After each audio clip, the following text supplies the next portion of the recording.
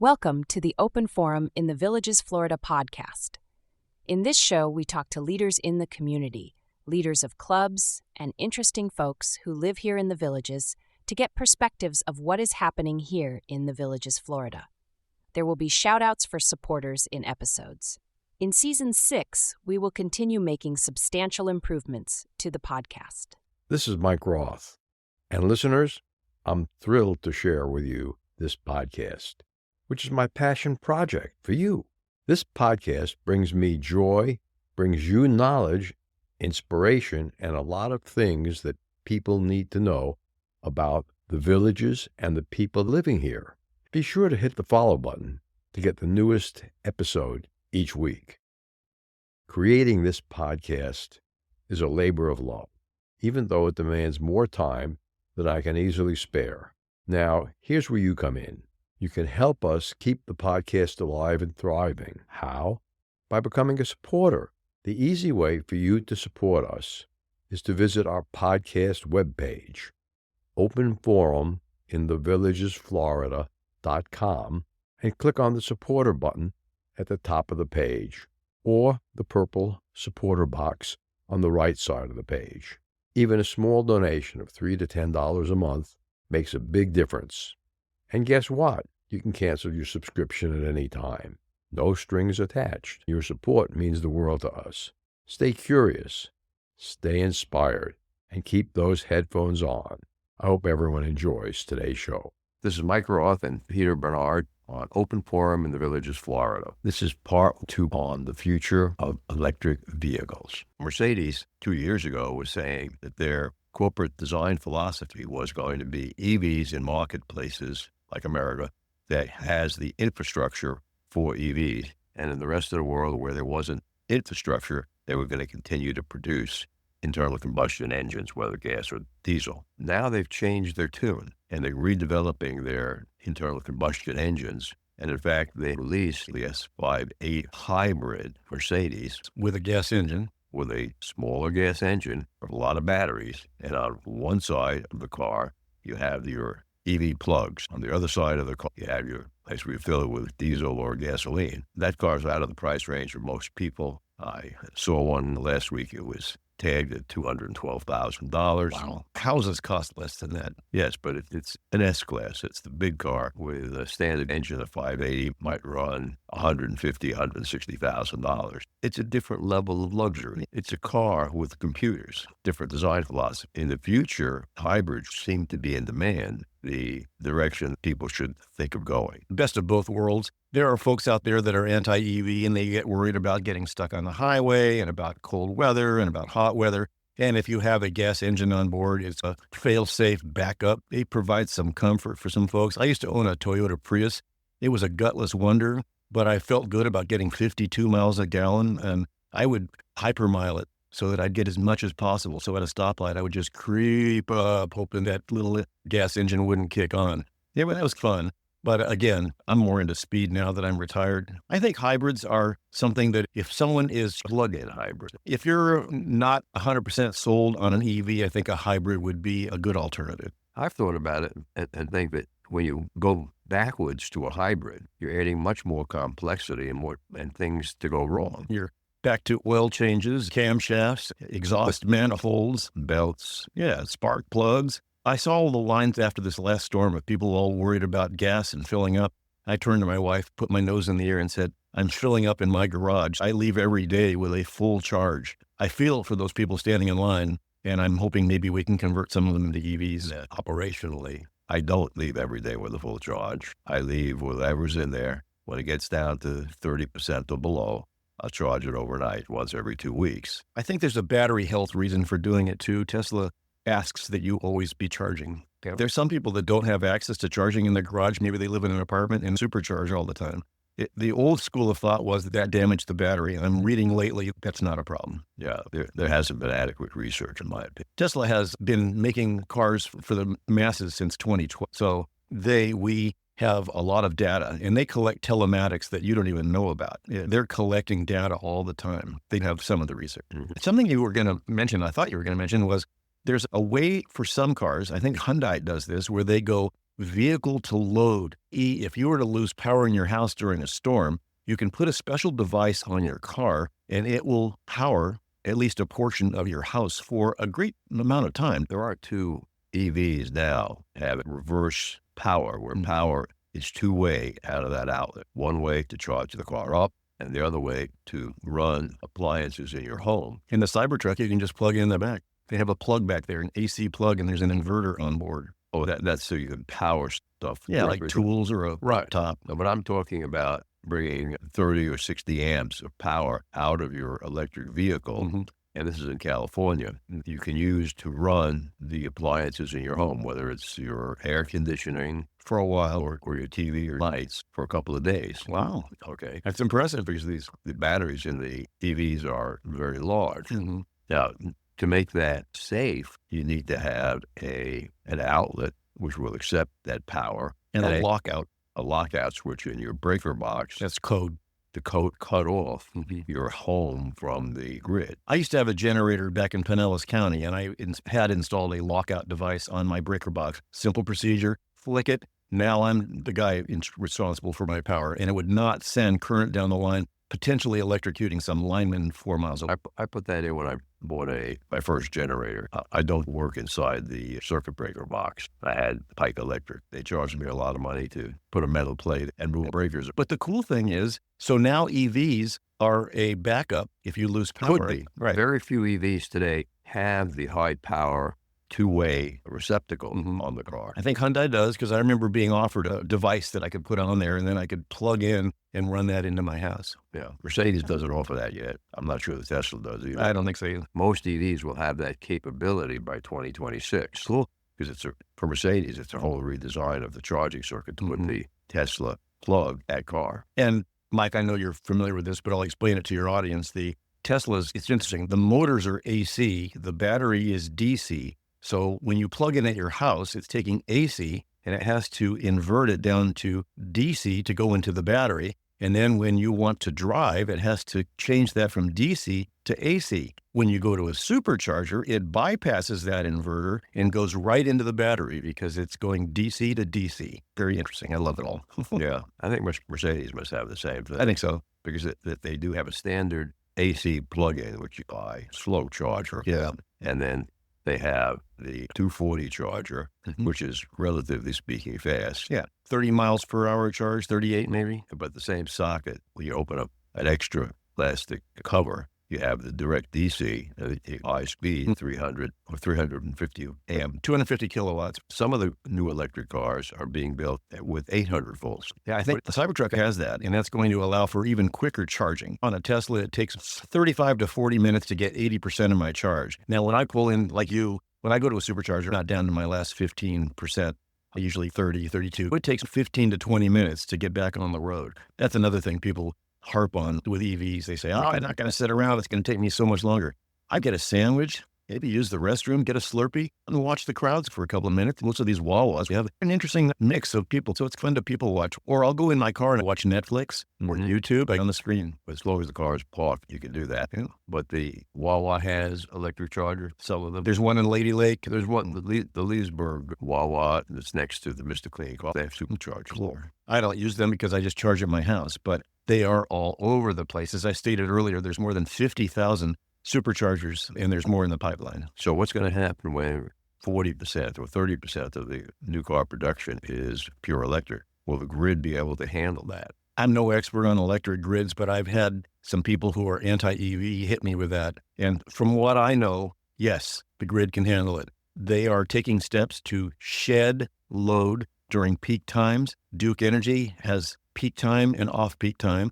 I try to charge during the off-peak, and they give me a $10 credit per car. I have two of them, so $20 a month to charge off-peak. I get 2 opt-outs a month. On the third, I lose my credit. At Seco in Sumter County, up to $7. You have to promise that you're going to charge during off-peak hours. Do they install a separate meter for that? No, they changed out the meter. It's one that can communicate with home base. A very sophisticated meter that they put on. And I asked them after 6 months on the new meter, would it make sense for me to forget about the $7 credit and go to pure time-of-day billing. They looked at my account and said, no, Mr. Roth, it's going to cost you more money if you go to pure time-of-day because you're not using enough electricity in off-peak hours. So, but what we did do is we switched our dishwasher operation to off-peak, and that was very easy in the car. At my house, the only thing that counts is the car. And believe it or not, off-peak starts at 10 a.m. to 5 p.m., which doesn't make any sense. Wait. 10 a.m. That's peak. It's off-peak for me. I'll show you. I've got a screenshot. 10 a.m. to 5 p.m. is off-peak. I cannot charge between 5 p.m. and 9 p.m. So that's off. That's peak time because everyone's coming home and turning on their ACs. It's straight. And Saturday and Sunday and most holidays are off-peak. So today we happen to be recording this on a Saturday. I know that I can carte blanche, plug my car in and not worry about it. The cool thing with Tesla is they have a system on board where I can tell it to not charge even though I plug in. It'll say waiting to charge, and it knows when the peak and off peak is because I've programmed it. Yeah, for the Mercedes, what I've done, and in my electric golf cart, I use home assisted automation that provide electricity between 11 p.m. and 6 a.m., the maximum off peak overnight. And of course, the electricity, if on time of day billing, is 1/4 of the cost of electricity during peak period. But you're not doing time of use, so why do you fool with it? Just to be a nice guy? You had a promise to get the $7 credit. Yes, I am taking the $7. That's just for your car.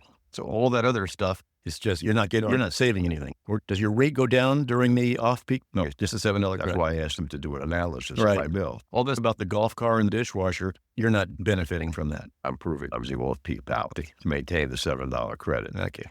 I don't think Seco is pinging my car and running down my 12-volt battery. Yeah, my cars inquire. I had to give them my sign-on credentials, and then they can get in and see when and if I'm charging. Yeah, I never gave that information to Seco. Okay. They can't get into the car. Little big brother-ish, isn't it? Yeah, but they send you a semi-itemized bill, which tells you what appliances you were running based on the electrical signature. They can tell when my wife is running the dishwasher or dryer. You can tell them to go below. No benefit to you to run it during off time. Yeah, as long as they're identifying it. Or they're identifying my TV as costing me about $15 a month for electricity. People ask me all the time, how much does your electric bill go up? When I was working 5 days a week and driving to and from work every day and plus errands and things, $15 to $20. And it's far less than if I had to sit in the line at Wawa and get gas, even at the lower price we're seeing right now for gas. Yeah, I remember going to the gas station and spent about $40 for a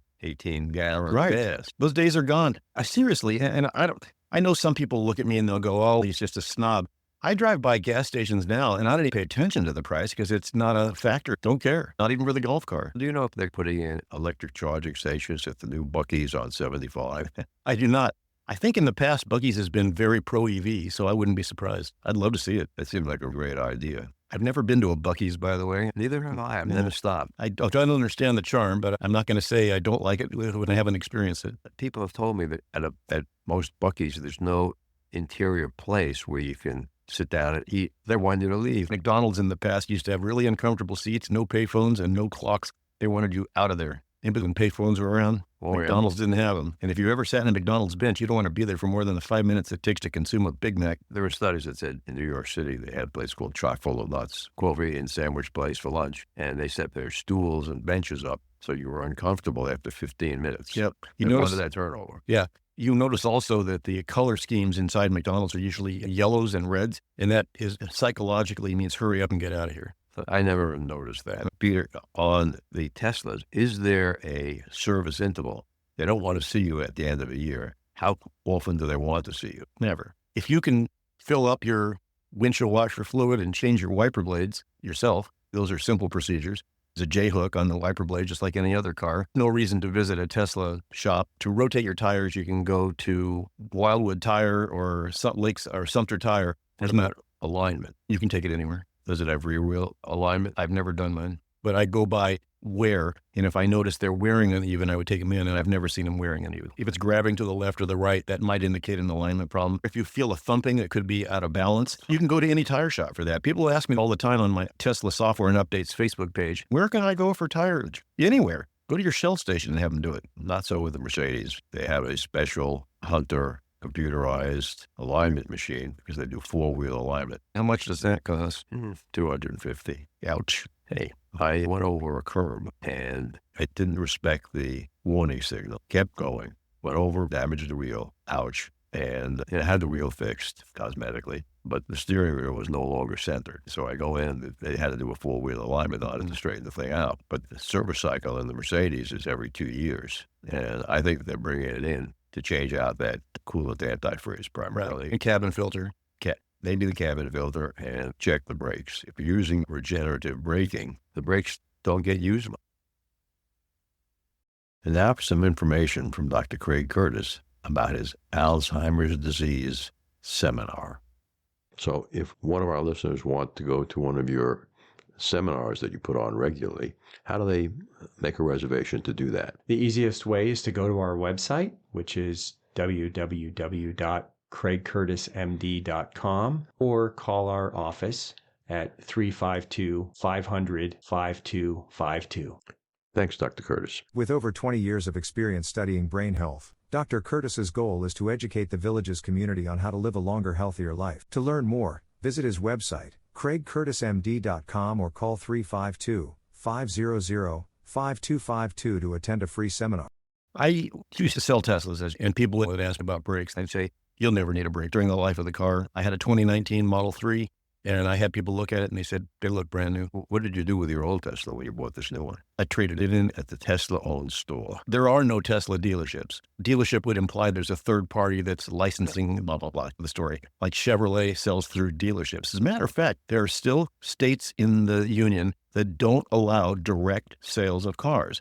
New Mexico is one of them. Texas, I believe, is another one. So in New Mexico, they've set up their showrooms on Indian reservations because it is sovereign territory and they can sell their cars there. Isn't that something? Oh, yeah. Yeah, I think New Hampshire, there's a couple. It all goes back to when cars were first produced, and they didn't want the car makers to have a monopoly on every stage of the sale. So they made the rule that they had to have a third party. They had to sell to a third party, like the booze business is now. Mm-hmm. If you are a maker of craft beer, you cannot sell it directly other than at your store. You have to go through a distributor. Same with the car business. But Tesla has been fighting this tooth and nail. And in some cases, they've been successful where they've said, look, this is anti-competitive. Why are you telling me that I have to hire someone else to sell our cars? In some cases, they just didn't open showrooms at all. And people who wanted a Tesla had to drive out of state to get their cars. You had to pick it up. Yeah. Silliness. And those people are getting a cut. So everyone's in on the action. The car maker's getting it. The franchisee, as you call it, or the dealership is getting a cut, and they're marking it up. Why not save money and cut out the middleman? I guess you could say you're providing employment, but I don't want to pay for that. The dealership experience, in my opinion, in the United States, some places have decided that they're going to do away with the whole haggling back and forth. When you go into a Tesla showroom, the price is the price you pay. There is no, I'll make you an offer on that. They don't do it. Same goes for when you do a turn-in. When you trade in your car, they tell you how much they're going to give to you, and there's no haggling. That's it. I got raped on mine. Well, that's standard for auto dealerships. So it's standard also for manufacturers. Right. So you can take their deal and save sales tax because you don't pay the money on the sales tax, or have people come to your house that you don't know and are driving around with your car, or we can call We Buy Any Car. Oh, you can do that. Yeah. Or CarMax. Yeah, CarMax. Yeah, you can do that. Again, they're going to try and get the lowest price because they're going to turn it around and sell it, or they're going to send it to auction. That's what Tesla does, by the way. They don't have an inventory of cars that people have turned in. They go to auction. Mm-hmm. So they don't sell certified pre-owned cars. They might sell pre-owned Teslas, but if you came in there with a BMW, they don't want a BMW on their lot. No, I can understand that. Yeah. If I came in with a Tesla and I wanted a new one, they'll give you a price, take it or leave it. And what they do with that car, most likely it'll go to auction. So they don't keep an inventory of certified pre-owns. Nope. If you go down to Claremont right now, so that's an advantage of the dealership organization. For a few bucks more, you get a guarantee. In the Mercedes world, a certified pre-owned has a longer warranty than a new car. To inspire confidence in an older car. In the case of Tesla, if you go down to Claremont right now, you're going to see a bunch of inventory cars all new, which is unusual. When I sold Teslas, they had 0 inventory cars. When people would come in, I'd say, you'll have your car in 5 to 7 weeks, or 5 to 9 was the time. Mm-hmm. I got mine in about 4 weeks. When I put my order in, the system in Fremont, California said, build Peter this car with these specs, and they put it on a train. It gets off the train in Alabama, and then they use a truck, a carrier, to bring it down to the various locations. And how many manufacturing locations does Tesla have in America? I have to go through these with my head. There's Fremont, California, Austin, Texas. Those are the two in the United States. And then there's one in Shanghai and one in Berlin. They have a seat manufacturer south of Fremont and make most batteries in Sparks, Nevada. Some Shanghai cars are marketed in Australia and New Zealand because it's closer and they don't have that long shipping. Mm-hmm. Some of the Austin cars are now coming all over the United States. Model Ys, I believe, are starting to be produced there.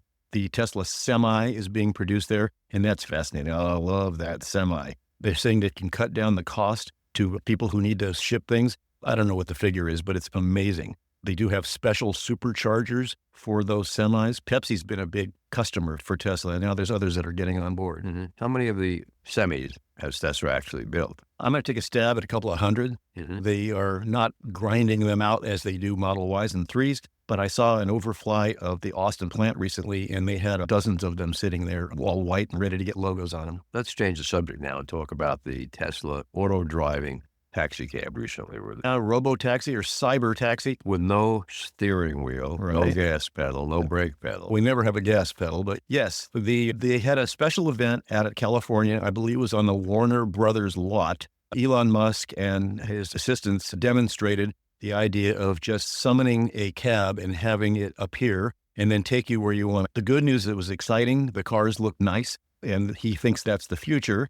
The bad news is that as soon as that announcement came out, yesterday the stock plummeted 8.76%, so I lost thousands. Why would it have fallen with a great announcement like that? Elon has a tendency to overpromise and underdeliver. FSD, full self-driving, was supposed to be autonomous by now. It is not. There are other things that he has promised in the past, and he says we're going to have bulletproof windows on the side of the truck. Yeah, I think they've solved that. There have been other things that he's promised, and it just doesn't come to fruition. I think the investment world is very skeptical of this robo-taxi deal. He also introduced a small bus that looks like a toaster with wheels. If that's the future, more power to him. His mantra is accelerating the transition to sustainable energies, sustainable transportation. So I think by having robo-taxis, we maybe could leave our gas-burning cars at home, and you could take that to work. You could take it to Publix. There's only 2 seats with a trunk in the back, I believe. So maybe they're going to have larger ones in the future that can take a family. That bus. But here in the villages, if I got into one of those and said, take me to my doctor or take me to Publix, that would be great. Yeah. Wouldn't that be great? Think about it if you didn't have the expense of buying a car and insuring it and the maintenance and all that kind of stuff. Maybe just rely on that to get around. That would solve a big problem here in the villages. Well, especially for the elderly population that maybe their reaction time is not as quick. I'm not saying anything bad. We're all getting there.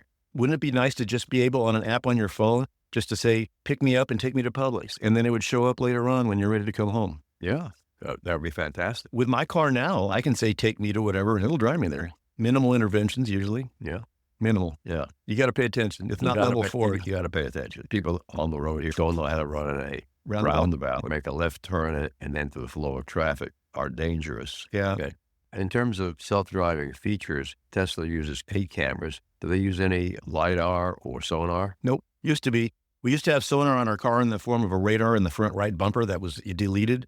And we also used to have electrosonic sensors in the bumpers, those little round things. Those were deleted too. So now it's all Tesla Vision, which they use to guide the car around. So how does that work in rain or snow? If it does rain, I get a notation on my screen that says full self-driving may be degraded because we detect foul weather. It just means be on your toes a little more. In those robo-taxis, they won't operate in rain? We don't know yet. Hasn't built enough to test. They're not on the road. Another company, Waymo, is driverless cars for years. A friend that was out in San Francisco, and he summoned a cab, and that's what showed up. And it took him to his destination with no one in the front seat. He says it was freaky. Yeah, but there's a steering wheel in a Waymo. Yeah, but you can't grab it.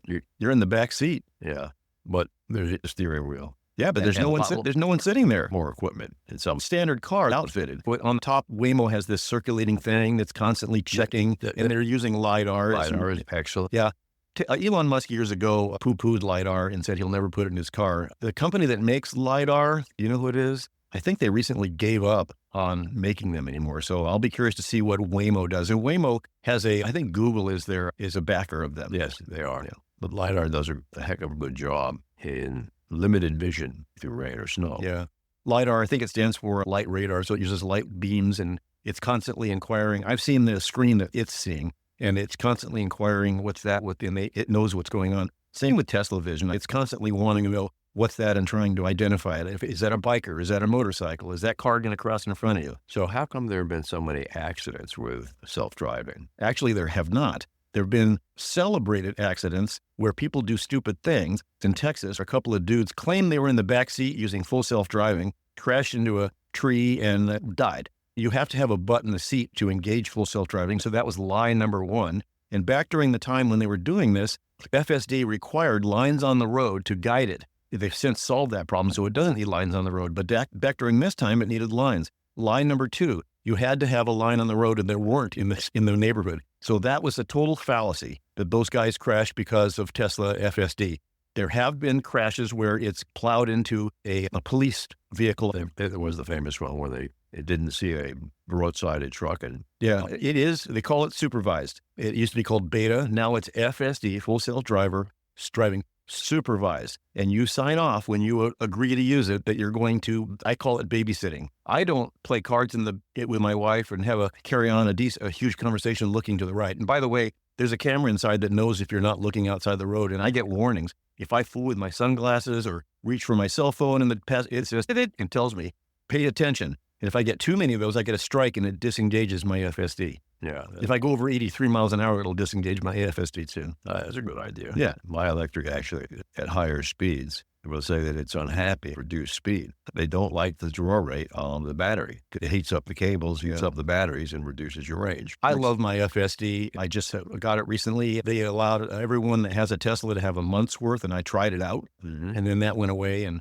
long story short, I was able to transfer it from my older car to this one. What is the price of the $8,000? $8,000 over the 55? I didn't have to pay all that because I had to transfer it to my old car because Elon Musk had a special window of opportunity where you could do that. It's no longer there. $8,000 was $13,000 at one point. Yeah. Mercedes doesn't, with minor exceptions, offer full self-driving. I think they offer it in California and Nevada on mapped highways. I can take my FSD anywhere and it'll drive for me. That's an interesting variation. I love it. It used to not be able to handle the roundabouts here because it would sway in its lanes.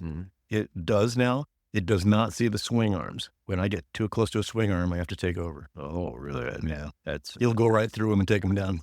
That's interesting. It doesn't see those.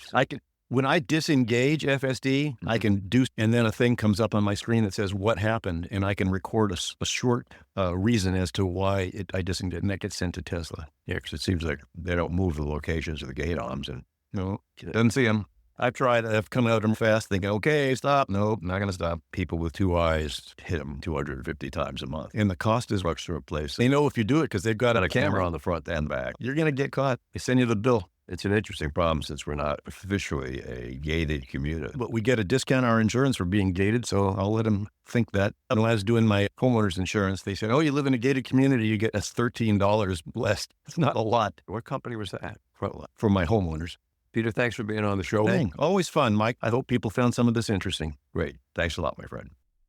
Remember, our next episode will be released next Friday at 9 a.m. Should you want to become a major supporter of the show or have questions, please contact us at mike@rothvoice.com.